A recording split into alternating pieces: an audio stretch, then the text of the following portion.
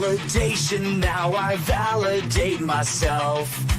Building inner strength, putting doubt up on the shelf. No more unnecessary drama, no more wasted time. Climbing higher constantly, making my own climb. Standing on higher ground, where excellence is found. My potential knows no bounds. Raising the bar, breaking ground. My network is my net worth. Choose your company wise. Surround yourself with eagles, not with sheep in disguise. Every interaction is a reflection of my brand. Quality over quantity, that's my personal command. Standing on higher ground, where excellence is found. My potential knows no bounds. Raising the bar, breaking ground. Whoa, I'm not just living, I'm manifesting my vision. Cutting through limitations with surgical precision. My expectations are my compass, my respect is my shield. To mediocrity and chaos, I will never yield.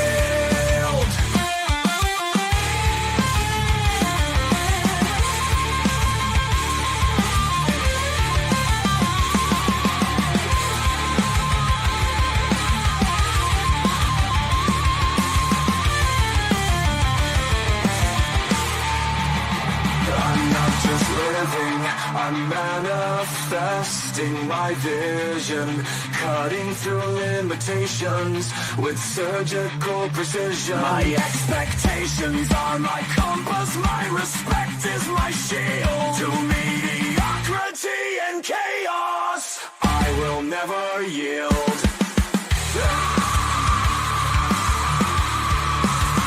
Standing on higher ground, where excellence is found. My potential knows no bounds. Raising the bar, breaking ground.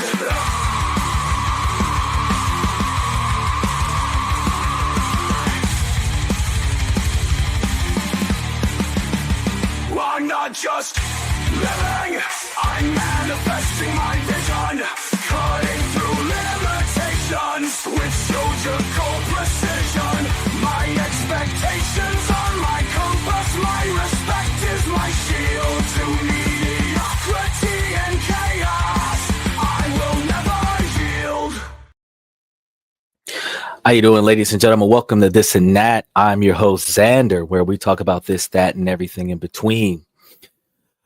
Man, this Thursday has been a Thursday. I tell you what, we've had some ups and downs and everything all around. So how you doing again, ladies and gentlemen? Make sure that you like and subscribe.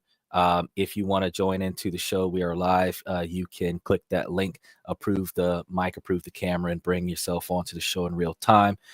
Keep your comments appropriate. You can give some shout outs to your friends and family. You must be 18 or older to be on the live. I'll confirm your visual age on the green room before I bring you into the show. The rest of you, feel free to put your comments in the comment section down below, and keep your comments appropriate there as well. If they get too out of line, I'm going to have to do something about it. But as long as they're reasonably appropriate, I'm okay with a few jokers here and there. But, you know, let's try to be respectful with our shenanigans. Beyond that, today we're going to be talking about inflation.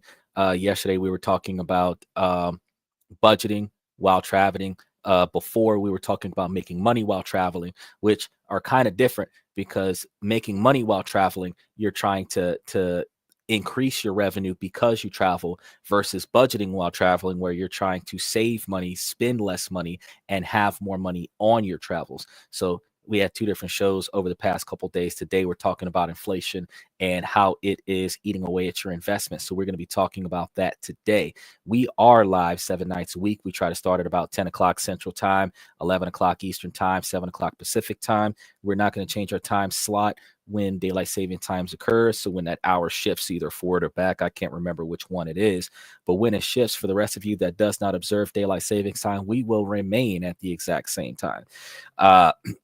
Ideally, I found this interesting that because WWE Raw is airing on Netflix at, I do believe, 7 or 8 o'clock and ends right before the podcast, we will be airing right after Raw goes off the air on Netflix.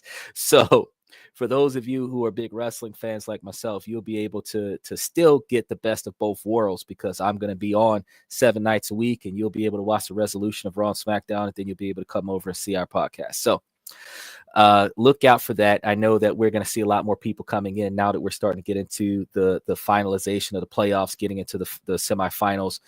So a lot less people are watching football, a lot more people trying to find something else to do. TikTok hasn't been unbanned yet, so you're going to start finding more people going somewhere else for their content entertainment. And this is where you want to be, because This and That talks about this, that, and everything in between.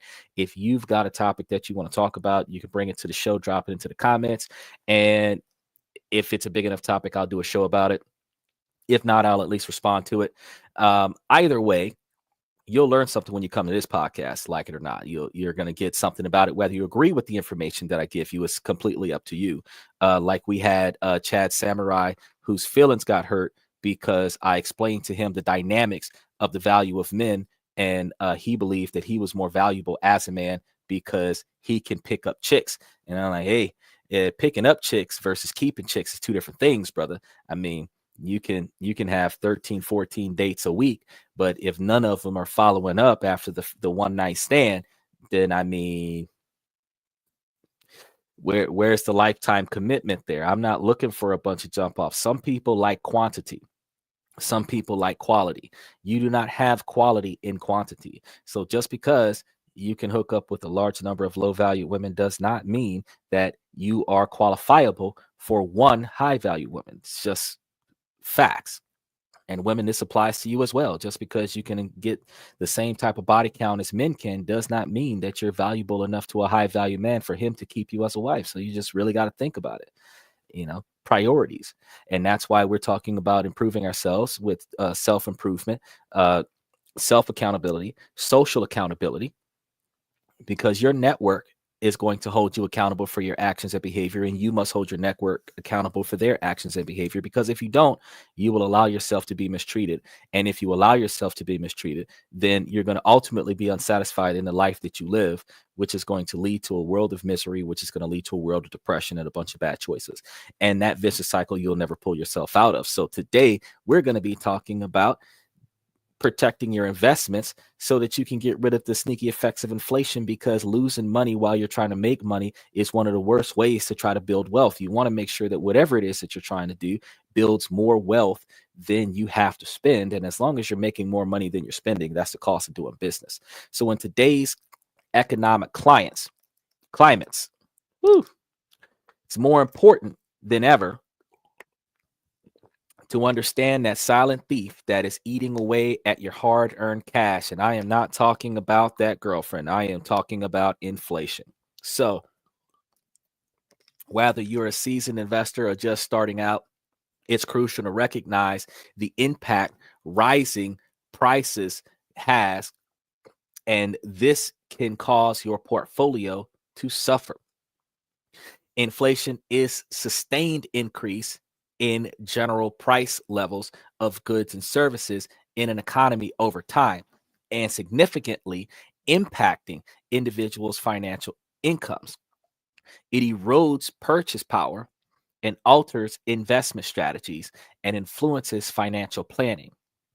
The most direct effect of inflation is the reduction of purchasing power. As prices rise, each unit of currency buys fewer goods and services.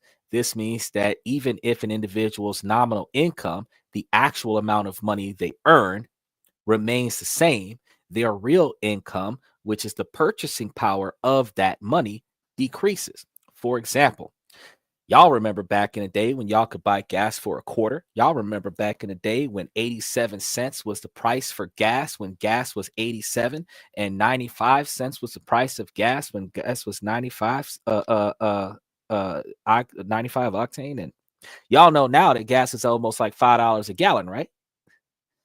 Some of y'all might remember back when gas was under $2 a gallon. The expensive gas was under $3 a gallon. Now the cheap gas is over $3 a gallon, and the expensive gas is over $4 a gallon. In some areas of the country, almost $5, $5.50 a gallon. Y'all remember when packs of cigarettes used to be $2, and now they're almost $10 a pack? Inflation. Remember when milk was $1.89 and now milk is almost $6? That's inflation. If you look at these examples, like if a loaf of bread cost you $2 last year and it cost you $3 this year, and the individual income stayed at $100 a week, hypothetically speaking, they probably could have bought 50 loaves of bread last year, but now they're only able to buy 30. Yeah, they're losing purchasing power. Their nominal income is the same, but their real income in terms of how much bread they can buy, it has decreased. So when we think about inflation, we often focus on obvious effects, like how it affects the cost of living. Because with inflation, everybody raises the rent because property taxes is going to go up with the value of the property. Utilities are going to go up with inflation. Insurances is going to go up with inflation. And the landlords are typically going to take that money out on the tenants by raising the rent. As they raise the rent, the tenants have to pay more money for rent. But you also have to understand that the cost of living is not just the rent. Light bill goes up, electricity goes up, cable bill goes up. Cox just went up almost $10 in the past 60 days on principal alone. Car insurances go up. And these types of inflations impact your overall cost of living. And your cost of living is the money that you need to spend for your basic needs. So transportation, food, lights, water, sometimes gas, and in some situations, television or internet service, cell phone service, because you have to have some kind of phone to communicate. Back in the day, we had pay phones in the streets, and we went from pay phones to landlines and from landlines to cell phones. So now everybody has an expensive $100 a month cell phone bill. I mean, and that's going up with inflation. Shit, mine is like $500 a month. You just got to think about it. I got a business though, so I'm supposed to pay a lot of money. Thing is, regardless of the fact, you have to understand what we often overlook is the devastating impacts it can have on our investments. So since inflation erodes purchasing power, this means that the money you've worked so hard to save is devalued over time. This means that even if your investments are growing, inflation can quickly chip away at your returns, leaving you with less than you expected. For example, let's say that you invested $1,000 in a savings account that earns 2% interest per year. Just hypothetical, because you and I both know that if you was to open up a checking account right now in any of the 8,000 plus banks or credit unions across the country, you will get, if you open two of them, because I'm talking about $1,000, you can open up a $500 account and get 5% off of a checking account, or a $500 account and put I think between 7.15% interest from a credit union. But regardless of the fact, if you opened up two checking accounts, you can make between 5 and 7% interest off of a bank account. But just for the sake of this hypothetical experiment here, if you had an account that was giving you 2% interest per year, and you might think, okay, that's straight. But if inflation is running at 3% a year, your purchasing power has actually decreased by 1% over the course of that year. So even though your account balance has grown, it's a sneaky loss that you can add up over time. And it's essential to understand how it affects different types of investments. So inflation also affects savings, as savings and investments. So if the rate of inflation is higher than the rate of return on savings or investments, the real value of those savings or investments decreases over time. And this could actually be tied back to when we were talking about the interest rates of a loan, a cash loan, versus investing that cash loan into a stock market. Remember, I told you guys that if you borrowed money from an entity that offered you a 10 or 12% interest rate, and you invested it into a stock that was offering you 18 or 20% return, the difference between the interest rates that you have to pay to the lender versus the dividends that you receive from your investment is your real profit, your return on your investment. So if you owe somebody else 12 and you're getting 18, then you're walking away with a 6% profit. Inflation works the same way. If you're making a 1% or 5% increase, if you're making a 5% or 10% increase on your money, and the economy goes up 20% in inflation, you have the value of 10% less than what you started with, which means you didn't really gain any money because you have to spend twice as much as what you made in inflation. So higher inflation complicates the identification of sustainable dividend growers. Companies may face increased costs that could affect their ability to maintain or grow dividend payouts. As businesses adjust to a new normal with persistent inflation, these companies with strong free cash flow will be better positioned to sustain dividends. For example, if an individual has that $1,000 in the savings account and they earn that 1% interest annually, and inflation rate is 3%, their real value in savings actually decreased by 2%. So this is because the increased prices of goods and services increase, their savings will buy far less in the future than what it can buy right now. Now, stocks, for instance, are often seen as a hedge against inflation, but even they can be affected. If inflation is high, companies may struggle to maintain their profit margins, which can lead to lower stock prices. Bonds, on the other hand, can particularly be vulnerable to inflation. And since the fixed interest rates are applied to these bonds, they can offer a rapid erosion by the raising prices. And real estate often totes a safe haven, but they can also be impacted as inflation can lead to higher property taxes, insurance costs, and maintenance expenses that most buy-in holders typically offset onto the renter. But if you're doing a fix and flip or a wholesale, you have to understand that the quantity of value available in the house at this particular point in time is not going to be as much as it would be if the interest rates were lower. Bonds and other fixed income securities are particularly vulnerable to inflation since their interest payments remain consistent while inflation rises, and this can lead to a negative real return if inflation outpassed the interest rates. So if you're supposed to be getting 15% back as a return annually, and the cost of living has gone up by 20%, you actually have 5% less spending power than what you did before. The impact of inflation on stocks can still be mixed.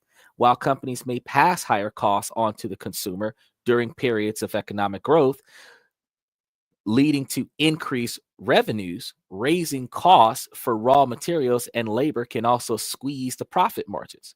So when Amazon and Starbucks employees started boycotting the company and starting unions and demanding higher wages, that increase in wages across the board is going to squeeze the profit margins out of those companies, which is going to reduce the available profits to pay dividends to the investors. And while the share values are going to decrease because of the lower profit margins,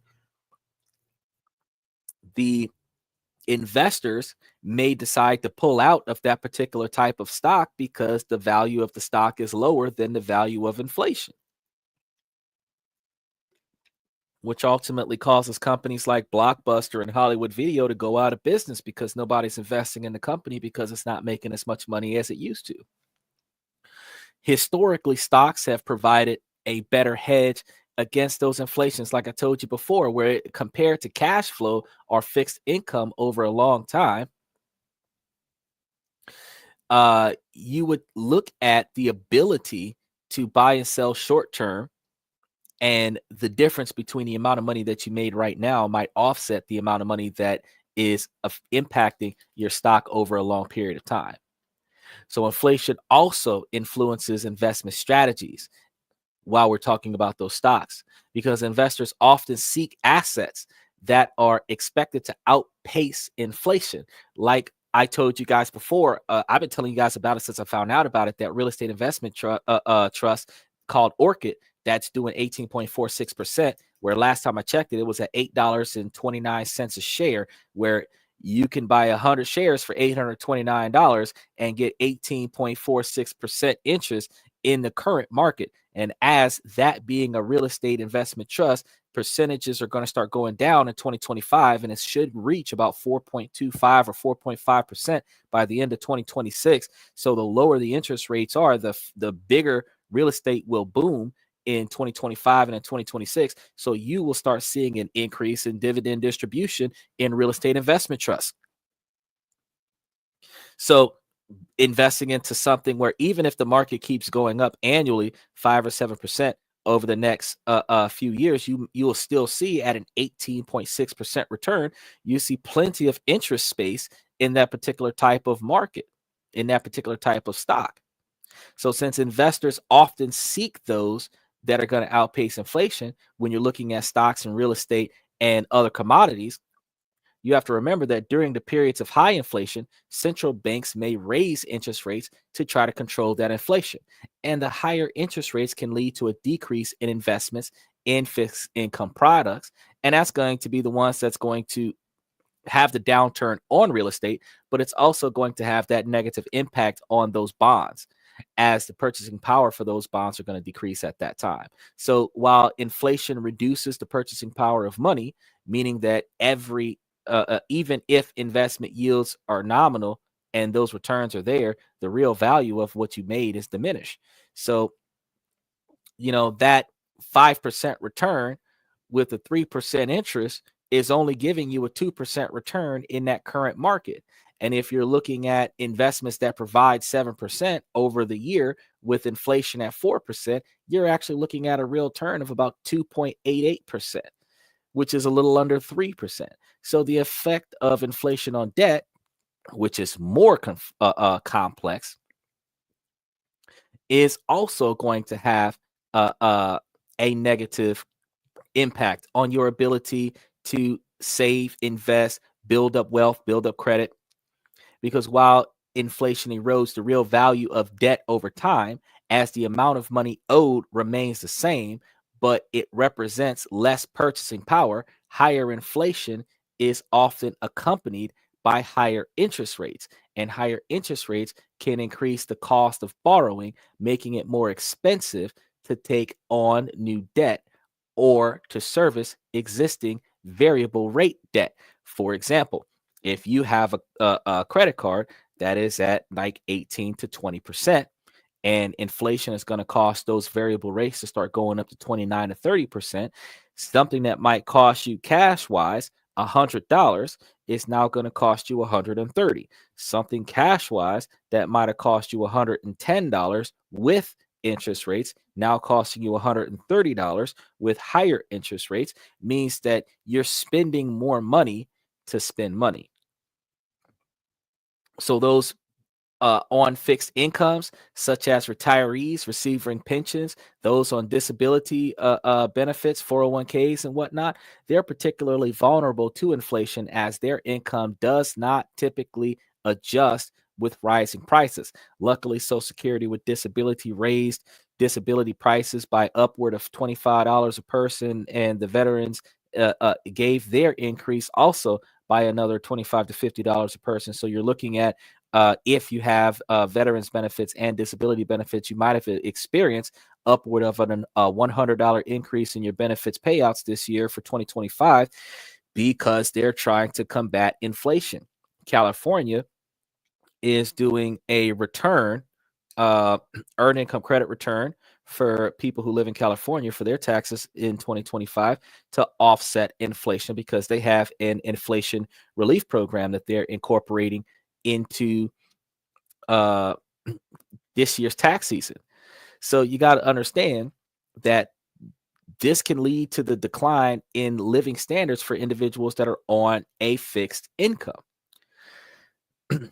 And while inflation rates have fluctuated significantly over the past 5 years, inflation surged from the pre-pandemic levels of around 2% to nearly 9% in 2022 before stabilizing below 5% by late 2024. And in 2022, global inflation peaked at nearly 9%, driven by supply chain distribution and increased demand following the COVID-19 pandemic.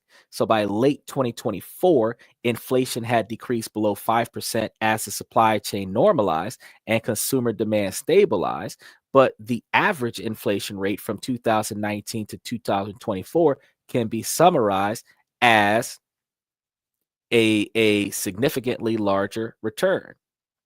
Or not a return, but a significantly larger percentage rate. You're looking at almost 20%. So this indicates an increase in inflation, especially from 2021 to 2022, reflecting the impact of various economic factors. Looking ahead, inflation is expected to gradually decline, with projections indicating a rate around 4.25% in 2025 and an average of about 3% annually thereafter. Analysts project that inflation will stabilize around the central bank's targets, with core inflation expected to decline more gradually. Because forecasts indicate an average annual inflation rate of about 3%, this suggests the prediction as a cumulative price increase of approximately another 20% over the next 5 years if the trends continue. So, what can we do to mitigate these effects? One strategy is invest in assets that historically perform well in inflammatory environments, such as precious metals or index funds tied to commodities. Another approach is to focus on companies that have proven track records of passing on increased costs to customers, such as those in energy, healthcare sectors, and technology. And for real estate investors, it's essential to factor inflation into your calculations and maybe buy investments uh, uh, in properties with built in rent increases or explore alternative real estate investment trusts. Uh, but here's the thing, even with these strategies, it's crucial to stay vigilant and adapt to your investment approach as inflation rises. Because did you know that the purchase power of $1,000 in 1970 is equivalent to just over $7,000 today? That means that the value of the dollar today is 1/7 of the value of the dollar in 1970. Yeah. So that means a $70,000 a year income in America right now is the value of a $10,000 income in 1970. Which, if you think about it like that, a $3,000 car in 1970 would be a $21,000 car in 2024. Think about that. So that's the power of compound inflation over time. And it's a sobering reminder of why we need to take action to protect our investments. So the takeaway is clear. Inflation is a stealthy enemy that can quickly sabotage your investment returns. By understanding this, you understand the effects and you're able to adjust your strategy accordingly. You can stay one step ahead and build more resilient portfolios. And if you do that, what you would end up doing, you would be looking at companies that's existed more than 10 years. You'll be looking at the ones that have had reasonably high dividends with very low depreciation of dividend distribution over the past 10 years, or at least over the past 5 years. One of the reasons why you want to look into companies that's been doing this for 10 years or more is because every 8 years we have a decline. So we have a recession. Think about, when was our last recession? We technically had a recession during the pandemic in 2019, but before that, didn't we just come out of one in 2008? Didn't we start having a rough patch between 2016 and 2017? So we're looking at potentially having another rough patch somewhere between we're in 2025 right now, so we should be seeing another rough patch coming along between 2029 and 2020 2029 and 2032. So if you're looking at the fact that from 2019 to 2029, if we're in the good phase, we're going to start seeing a economic decline in 2030, 2032. You've got about 5 or 6 years to get your money together to prepare for that dip. So if you're looking at how good companies functioned during the pandemic, and you look at how good companies functioned during the recession in 2008 and the undisclosed recession in 18, and then look at what we're dealing with right now, you're able to determine which companies will thrive. You're also able to invest in silver, alternate with gold. You're also able to invest in Bitcoin while the economy is supporting Bitcoin, because Bitcoin's still hovering at around $100,000 right now. So if you're investing in a larger platform of stuff, don't put all your money in one place. Yeah, you're going to do fractional investing, buying percentages of shares until you reach a certain level of money. And then after that, you're going to take the rest of that money and you're going to start putting money somewhere else. You want to diversify your portfolio. You don't want to put all your money in one place. Yeah, it's good to drop 100 grand into this one stock, but if you don't have another stock somewhere else that can offset that, you're not going to see your the success of your money over an extended period of time. Because if that product flops, you will start losing money.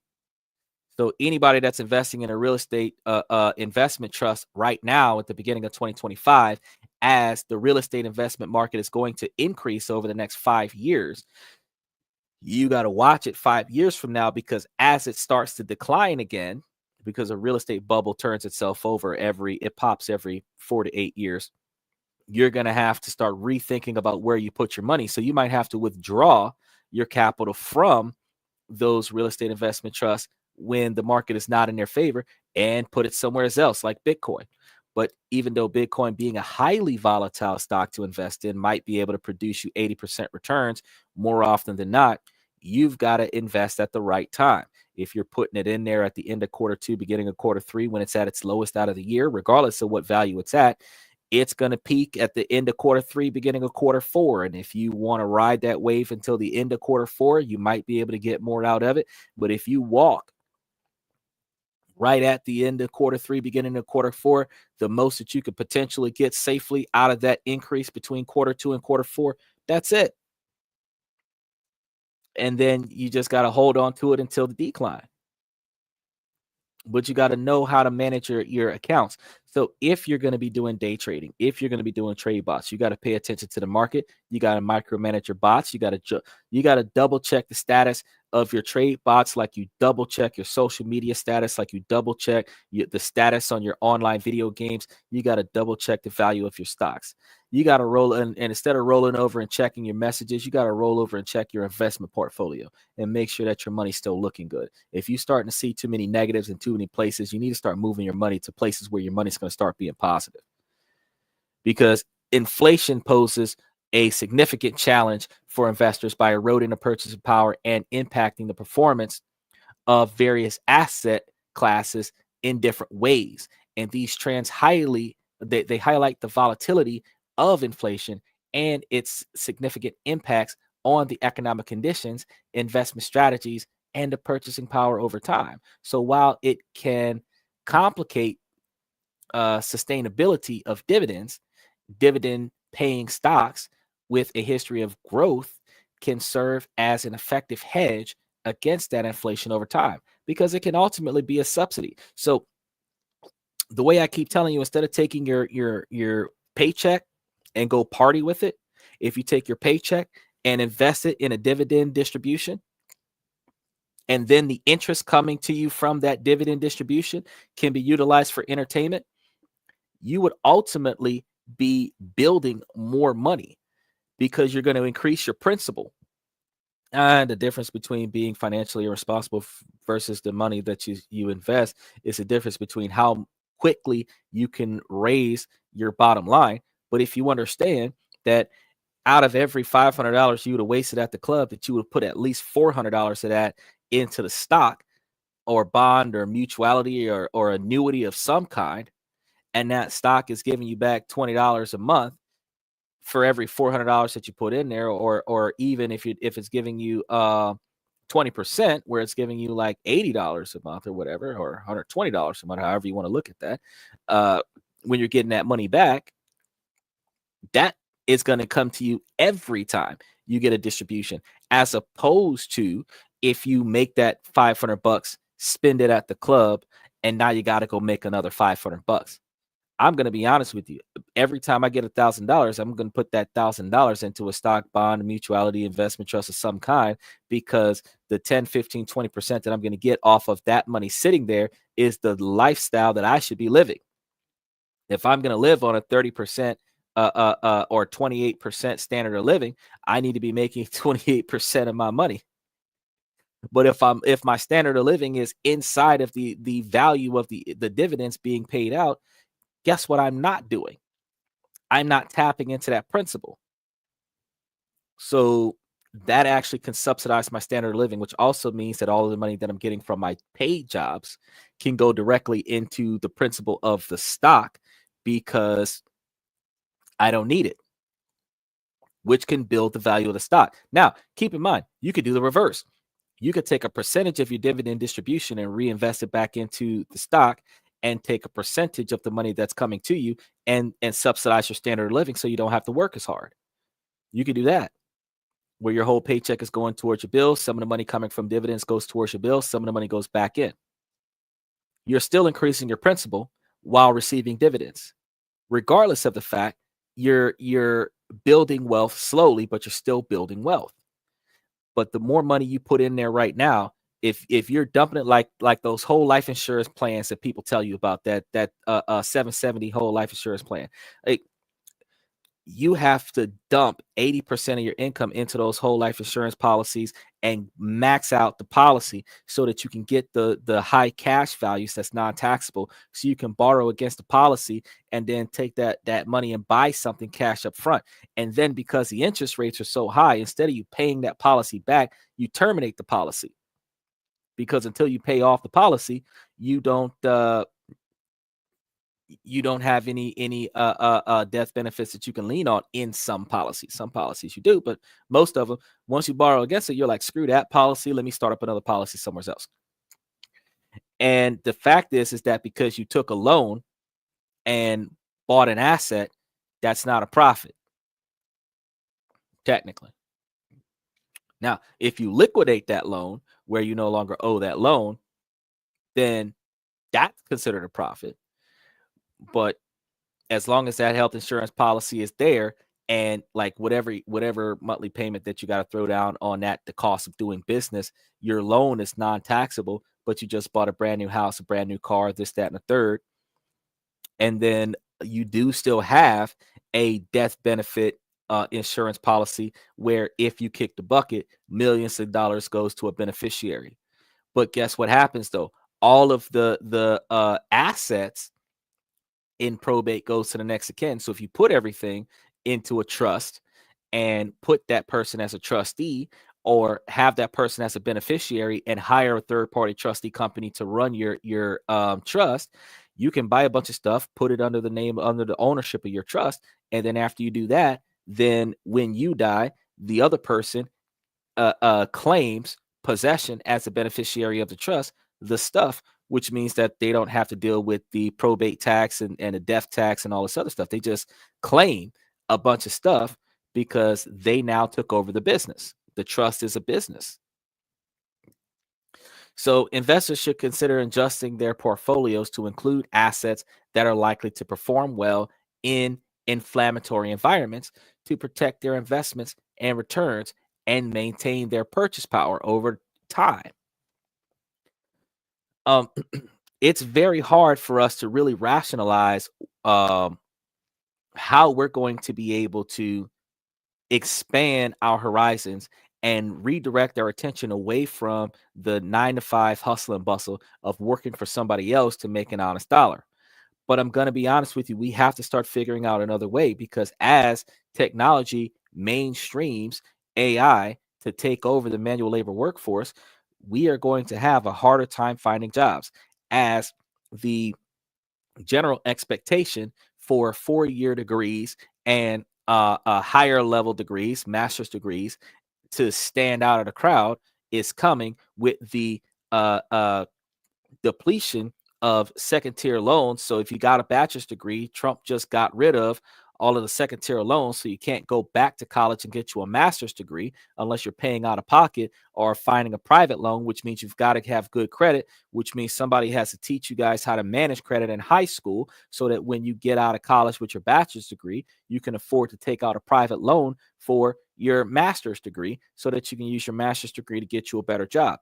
With the expectations of higher education being raised by employments, you have an inflation of the requirement of knowledge and an inflation of the requirement of on the job experience, which is going to make it more difficult for you to get a higher paying job unless you start off as an intern working for free or below minimum wage in order to get the years of experience on the job to qualify for the higher paying job.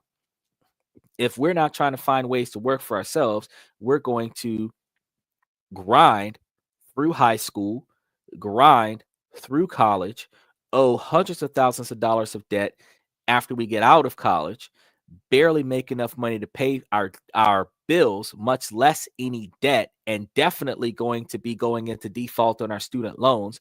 And we're going to have terrible credit, which is going to leave us with higher interest rates. We're not going to be able to afford to buy a house. We're not going to have the credit to rent a house. And we're going to be partnering up with toxic relationships because we don't have another way to survive. This is going to lead that bottom 99% of Americans to be extremely unhappy. And one of the things that we could probably do is do what the top 1% does, which is put your money in more fiscally responsible places so that you don't have to suffer like that. Build generational wealth and then teach your kids how to continue building that generational wealth so that your kids can take over your estate and start running things so that you can live life with no stress, no drama, no frustration. Instead of having kids with their hands out and instead of having spouses with their hand out, you have people talking about investing in things that's going to actually bring back some money and actually bring back money. If you teach your kids financial responsibility, every time they ask you for $100, they should be able to bring you back 115. If not, you're not doing it right. Now, I appreciate you guys hanging out with us for today. I want you guys to make sure that you don't forget to share this information with somebody that you know, somebody who needs to know it, or somebody who disagrees with it. Make sure you guys like and subscribe and give me your thoughts on inflation in the comments down below. And definitely, if you guys got a story about how you've invested in something and then after that investment matured, the value of stuff went so high to the point where it didn't really make sense for you to have wasted all your time in that particular type of investment based on your understanding of it, by all means, tell us the story. Love to hear it. And if you guys want to learn some more learn some more stuff about investment strategies and things that can help you thrive in today's economic climate, be sure to check out a lot more of our videos on protecting your wealth from inflation, because we're going to be talking about this next week, because this week we're going to be dealing with a lot of information coming Thursday, Friday, and Saturday with social equality and the ability to manage how we allow people to interact with us, because not only do you need to make yourself successful in your investments. You also need to make yourself successful in your workplace, and you also need to make yourself successful in your social networks. So you want to make sure that not only in your social networks, you're investing in people by not just putting money into the game. That's just wasting money. You're not doing that. When you're investing in people, you are providing them with knowledge and advice and effort to help them be better so that they can benefit from your existence. But you have to only do that with people that you can benefit from their existence. Because if they're only benefiting from you, then you're being used. If you can benefit from them, then you guys have a symbiotic relationship. You have to remember that. So your social network should not take more from you than what you give to it, or than what they give to you. That would be the best way to put that. So follow the laws of alchemy, if nothing else. If you have a social network where you are providing knowledge, advice, effort, opportunities, redirecting them to opportunities, networking opportunities, and they're not doing the same thing for you, you're going to have to rethink your position in your social network. Also, you have to remember that if your opportunities are being hindered by your social network, you need to change your social network. You're going to have to start shaving off some of the players that don't qualify. You're going to have to start because you're only as strong as your weakest link. You're only as powerful as your weakest soldier. You're only as effective as the least effective person in your group. Just like those of you who ever went to college and you got, or even if you remember high school where you had those group projects in class and the grade that you could have got, you didn't get because certain people in the group wasn't carrying their weight. That's the same thing in reality as adults. When you are in a family, a household income where there's a large quantity of people involved, and a large quantity of people could be 3, 4, 5 people involved, and somebody's not carrying their weight, you're paying for 5 people, but 5 people aren't putting in the pot. That's when you start seeing financial strain.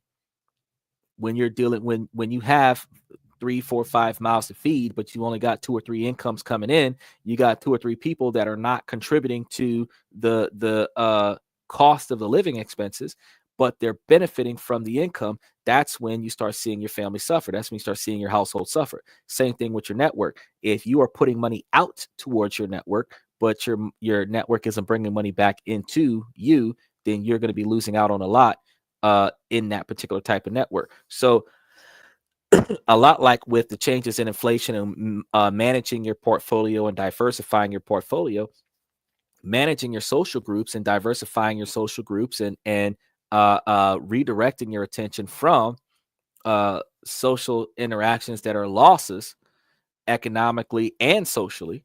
You want to make sure that you maintain a higher level of prestige in your own personal representation of yourself and the individuals that represent you. You don't want to go around with people that are going to block you from your success. If you've got a homeboy that's willing to throw you under the bus instead of promote you, you don't want to affiliate with him. If you are going to have somebody like an ex or somebody that's going to loud cap you in the streets and embarrass you in public, you don't want to take them nowhere.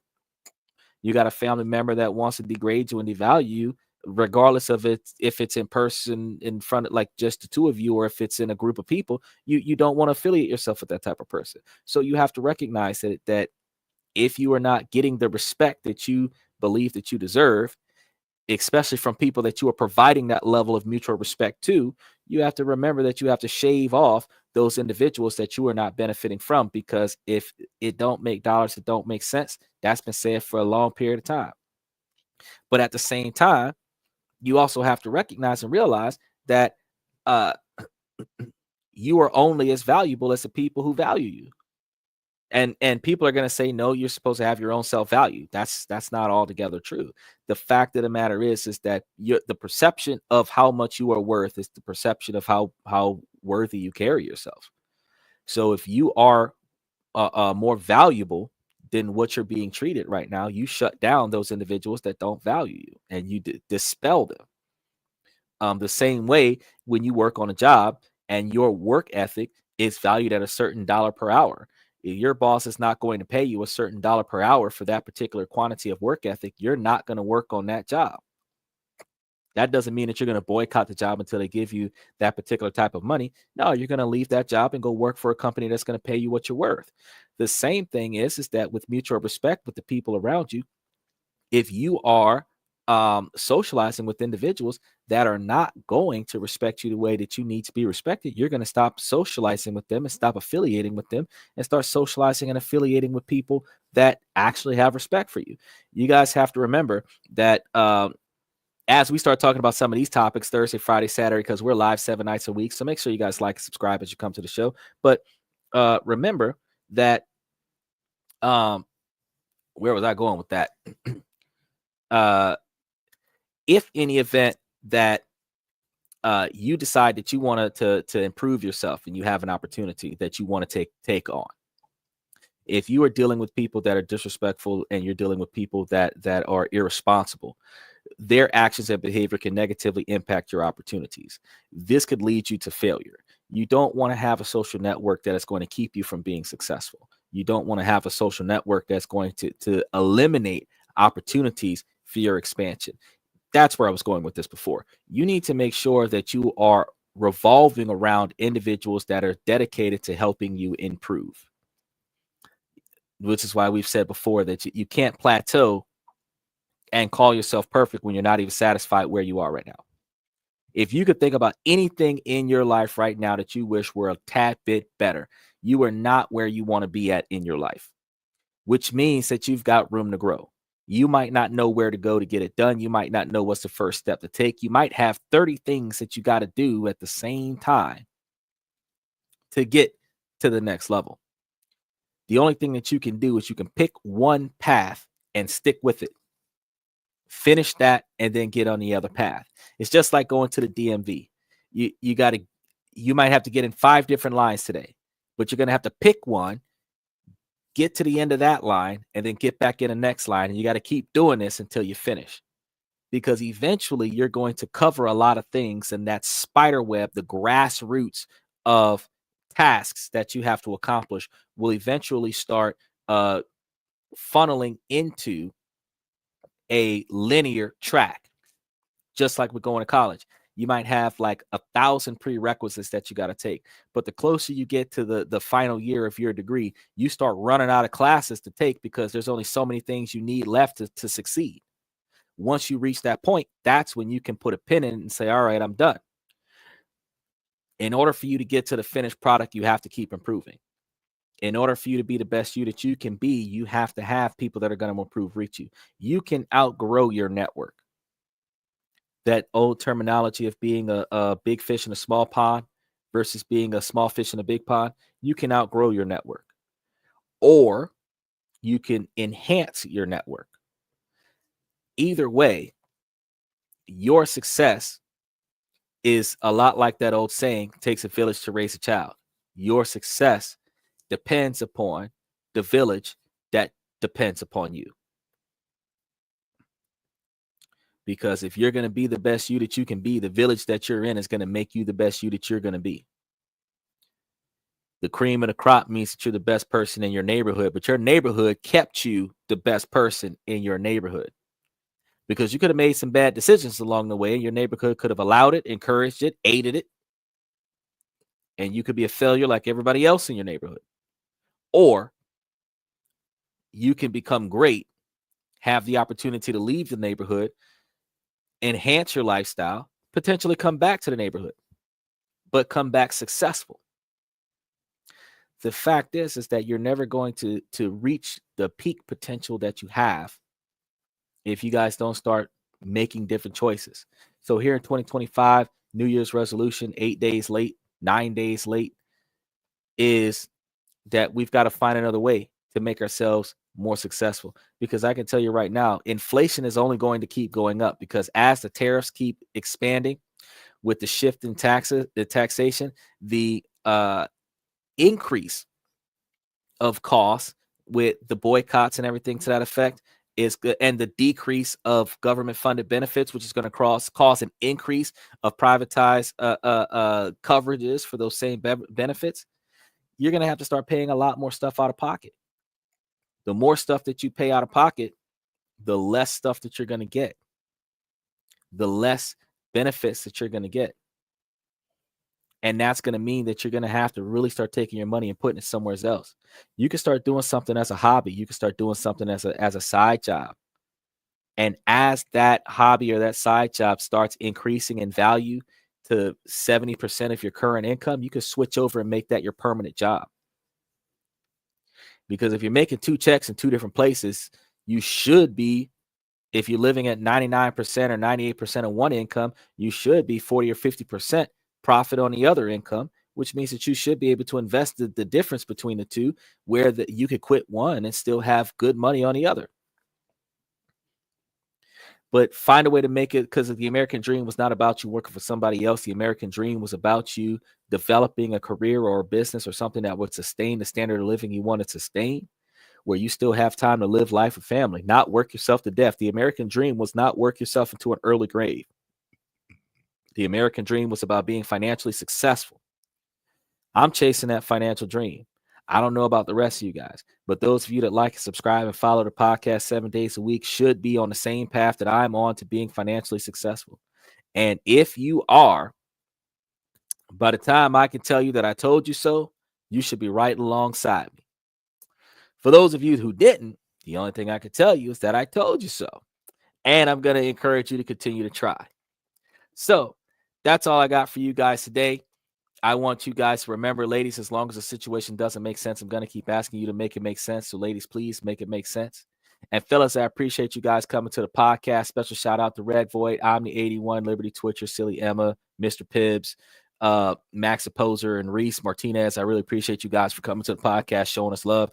You guys are always there. I see you guys in the background popping in and popping out. I see you guys. Special shout out to those of you watching me on Twitch and the rest of you that's watching me on Twitter, because you guys definitely make us who we are.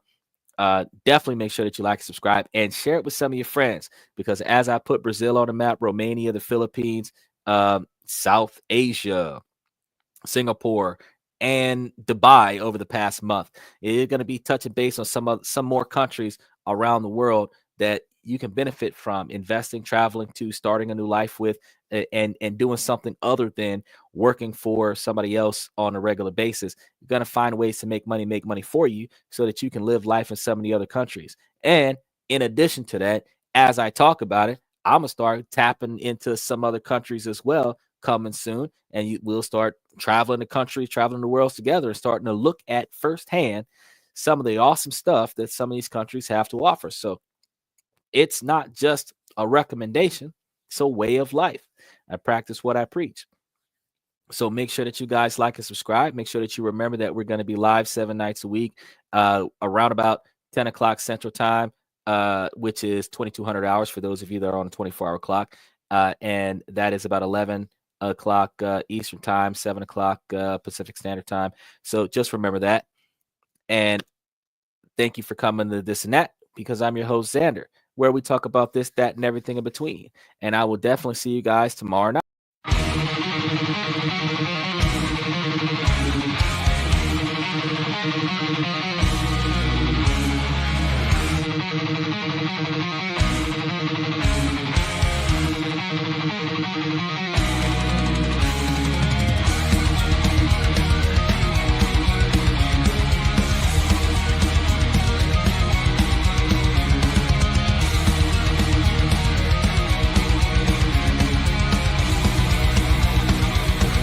Higher ground.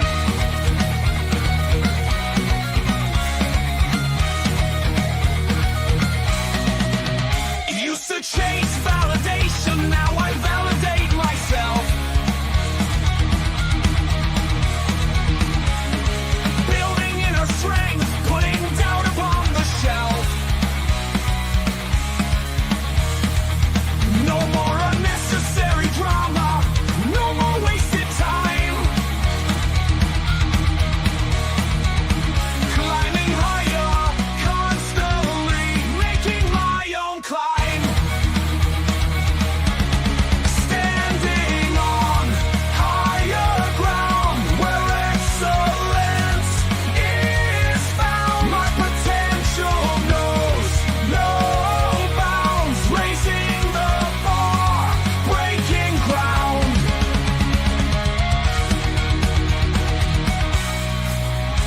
My network is my net worth.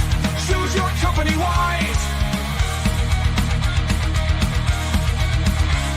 Surround yourself with eagles, not with